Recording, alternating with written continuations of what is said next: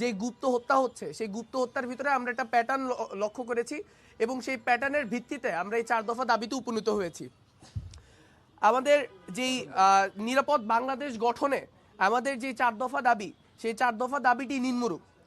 দাবি নম্বর 1, একটি স্বাধীন তদন্ত কমিটি গঠন করতে হবে, যার দায়িত্ব হবে সংগঠিত হত্যাযজ্ঞগুলোর মধ্যে এবং গুপ্ত হত্যার মধ্যে নিষিদ্ধ সংগঠন ছাত্রলীগ কিংবা বিগত রেজিমের আওয়ামী ফ্যাসিস্টদের যে দোষর রয়েছে তাদের কোনো যোগসূত্র আছে কিনা তা বের করা।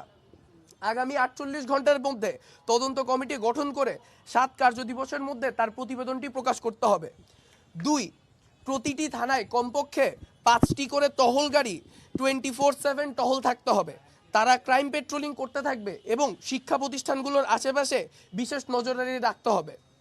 3, প্রতিটি ওয়ার্ডের গুরুত্বপূর্ণ সংযোগস্থলে কমপক্ষে 4 সদস্য বিশিষ্ট নন লিথাল ওয়েপনধারী একটি প্লাটুন বা টিম নিযুক্ত করতে হবে।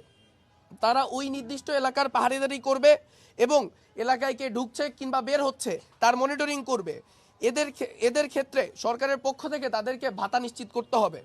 4, বাংলাদেশ ছাত্রলীগকে নিষিদ্ধকরণের পরও এই জঙ্গি সংগঠনের সাথে সংশ্লিষ্ট অনলাইনে ও ময়দানে সক্রিয় সকল নেতাকর্মীদেরকে এবং তাদের সহযোগীদেরকে নির্মূল করার জন্য স্বরাষ্ট্র মন্ত্রণালয়ের অধীনে একটি টাস্কফোর্স গঠন করতে হবে। এই টাস্কফোর্সের কার্যক্রমকে বেগবান করতে রাষ্ট্রের সকল গোয়েন্দা সংস্থাকে তৎপরতা বৃদ্ধি করতে হবে এবং তাদেরকে এখানে তৎপর ভূমিকা পালন করতে হবে। আমরা আমাদের জায়গা থেকে স্পষ্টভাবে বলে দিতে চাই, উক্ত দাবিগুলি যদি আগামী 48 ঘন্টার মধ্যে পূরণ না হয় কিংবা এর প্রতি আমরা যদি কোনো দৃশ্যমান আচরণ না দেখি আমাদের এই দাবিগুলোর প্রতি, তাহলে আমরা এখান থেকে কঠোর পদক্ষেপ নিতে বাধ্য হব এবং সেই কঠোর পদক্ষেপ আমরা ঢাকা অচলের মতো আরও কঠিন পদক্ষেপ নিতে বাধ্য হব।